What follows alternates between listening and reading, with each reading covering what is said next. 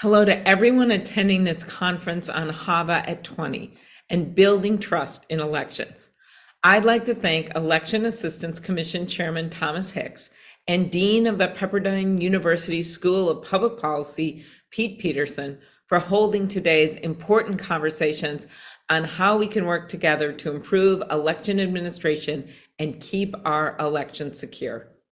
I'd also like to recognize my counterpart on the Senate Rules Committee, Ranking Member Roy Blunt, who I understand you're going to hear from shortly. As a former election official himself, Roy is dedicated to ensuring that state and local governments have the resources that they need. And we're also really good friends and have done a lot of things together heading up the Rules Committee. Some of them are small, like making sure Tammy Duckworth could bring her brand new baby onto the Senate floor. Yes, they were disallowed, even though dogs were allowed, to big things like the inauguration this year and the investigation after the insurrection when it comes to the piece of how we needed to greatly improve security at the US Senate. I'm going to miss Roy when he retires at the end of the year, but I'm glad you're going to be able to hear from him. I'd also like to thank all the election officials and workers who are on the front lines defending our democracy every single day. As we've heard all too well from election officials from Arizona to Michigan to Pennsylvania, you are literally on the front lines. So many election officials have sadly received threats and the like, from horrible threats via email or phone, to things happening in front of people's homes, to having to move their families out of their homes. And for me, what echoes in my mind is always the words from the recent testimony in front of the House January 6th Commission, where the two poll workers out of Georgia, mother and daughter, told their stories of how the daughter, Shay, had gained 60 pounds after being threatened and had her name put out there over false accusations of voter fraud, or her mom, who was known as Lady Ruby, who proudly would wear a shirt that said Lady Ruby and could no longer wear it after these threats were made about her. These are real issues, and it's our job in the federal government to have your back, to uphold the principles of our democracy. This conference is particularly timely as we approach two important dates: the 2022 midterms this November and the 20th anniversary of the passage of the Help America Vote Act, also known as we know it, HAVA. In the aftermath of the 2000 election, members of Congress from both parties understood the need to restore public faith in our elections. That's why lawmakers have come together to pass the reforms in HAVA with broad bipartisan support, setting standards for voting machines, creating the Election Assistance Commission, and establishing federal grant programs for election security and administration. 2 decades later, election administrators are confronting new challenges, like the spread of misinformation and disinformation that has taken a toll on both election officials and voters. At the same time, we need to bolster our investments in election security, including cybersecurity, as intelligence officials have warned that our elections remain a target for foreign adversaries.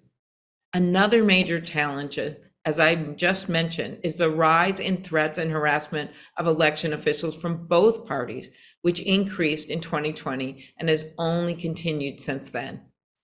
Even after 20 years, HAVA still gives us tools to meet these challenges head on, including through the EAC's resources for election administrators and the nearly $1.3 trillion in election security grants Congress has provided since 2018. That includes $400 million in 2020 as election officials rose to the challenge of holding elections in a global pandemic. I'll never forget the images early on in the pandemic during the primary of those voters in Wisconsin standing outside in the pouring rain with makeshift garbage bags to protect them and homemade masks. They did that because they wanted to vote, because they were upholding our democracy. Luckily, since then, we've learned a whole lot about how to protect our public health while voting. That's what those grants were all about. Thanks to the hard work we all did together, more Americans voted than ever before in the middle of a public health crisis in what the Department of Homeland Security declared the most secure election in our history. We did some of that, but most of it you did, and I thank you so much. Earlier this year, Senator Blunt and I successfully worked with the EAC to make sure election officials are able to use this funding for critical security services for our election officials and workers. We owe it to our election workers to make sure they can do their jobs free from intimidation or improper influence. Of course, there's still more we need to do to strengthen our elections. That's why I'm leading legislation to provide a reliable stream of federal funding to state and local election administrators and to strengthen protections for election workers against threats and harassment. And as voters in many states continue to confront laws making it harder to vote, I will continue to push the basic federal standards to make sure all Americans can vote in the way that it works best for them. Finally, I want to mention one area where we're seeing exciting bipartisan progress, the Electoral Count Act. I've been working with Senator Blunt and the bipartisan group convened by Senators Collins and Manchin to update this antiquated law and bring needed clarity to our presidential elections. Senator Blunt and I just chaired a hearing together on this bill. It couldn't have gone better, with Democratic and Republican witnesses voicing their support for the bill, suggesting some concrete and constructive changes, which I hope they'll be able to do together. And as we work with the House to get this done by the end of the year, I hope this will be a model of how we can once again go back to working on election reform on a bipartisan basis. It couldn't be more important to update our laws, to make it easier to vote, and to get you the funding and protections that you need. I'd like to close by thanking the election officials and experts here today for your efforts to make our democracy work better for every American. I'm proud to be your partner in Washington, pushing for the election funding and resources you need to bolster election security, protect election workers, and ensure our elections remain fair and free. You are the bulwark of all of that, and I don't think people thank you enough. But from the bottom of my heart, thank you.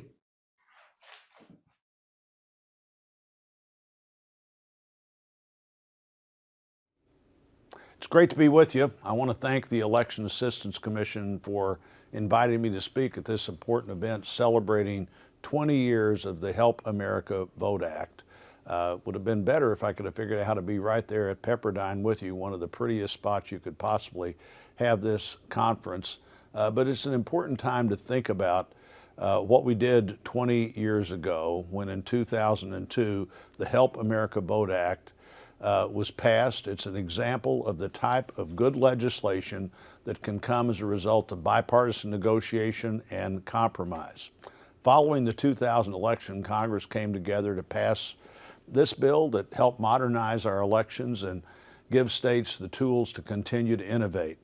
You know, when I came to Congress in 1997, it had just been a few years before that I'd been the Secretary of State in our state, the chief election official, and my first elected job as the Greene County Clerk and Chief Election Authority in Missouri's third largest county gave me a lot of experience thinking about what election officials do and how important it is they do it the right way. I know the hard work that goes into running our elections.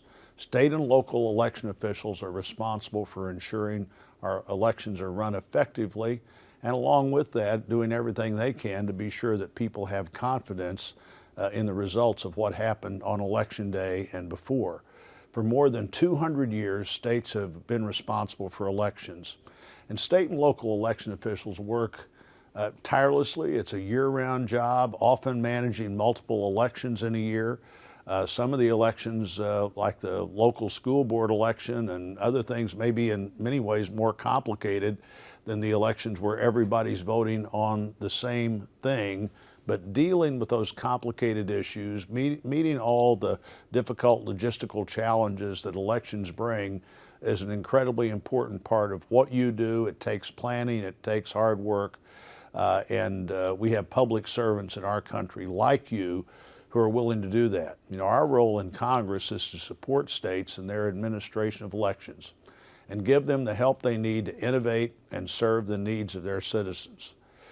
This type of work can be done in a bipartisan manner, and historically that's exactly what the Congress has done, just like you administer elections in a bipartisan way.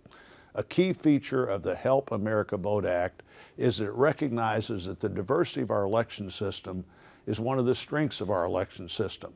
And while Congress created some guidelines for states to follow in their federal elections 20 years ago and has done a few things since, it's largely stayed out of the way, providing funding for states, but giving them the freedom to use the funds to craft their laws and administer elections in the ways they see are best ways to serve their citizens in their state, and sometimes even in their community when you have some flexibility within a state.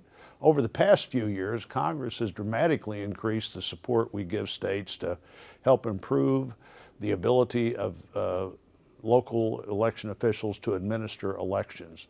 In the past 5 years, Congress has provided nearly $1.3 billion to help states upgrade antiquated systems, increase their cybersecurity, and respond to COVID-19 related challenges.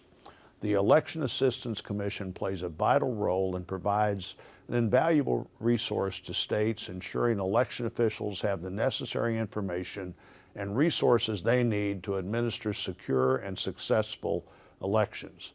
I applaud the Commission for the work they do and have done for the past 20 years, and I applaud those of you who are the partners that the Commission needs, and frankly, the reliable partners that Congress needs. As we celebrate the 20th anniversary of the Help America Vote Act and enter another general election cycle, we have to continue to engage with states and election officials to better understand and meet their needs.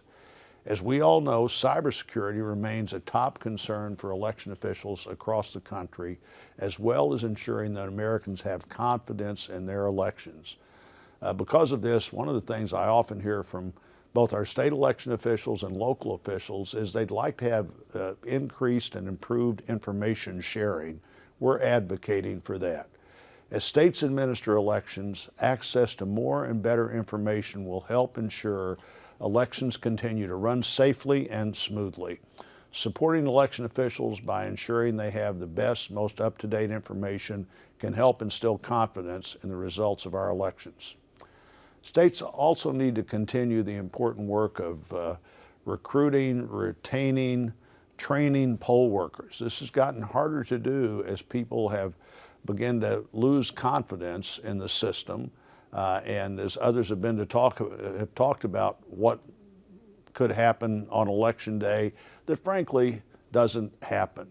There are reasons that we have the system set up the way it's set up. I used to tell election workers when I was a county official and doing election training, there are two of you assigned to every job for two reasons. One is you're supposed to watch each other.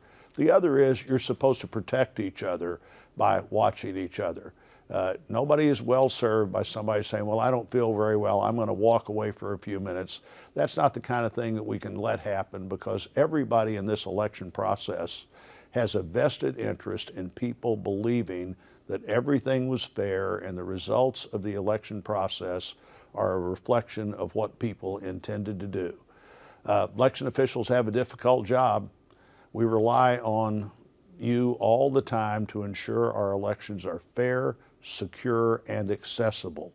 Through the Help America Vote Act, Congress can continue to work together in a bipartisan way to ensure election officials have the resources, the information, and the federal support they need to be successful. I look forward to continue to work with my colleague, Chairwoman Klobuchar, on the Rules Committee for the next 4 months now as I end my congressional career. But I look forward to being able to rely on you and our election process to continue to work to be sure that people have confidence in the system and that they have every reason to have that confidence. Thanks for the invitation to speak to you today, and thank you for all the great work you continue to do to ensure our election system remains strong.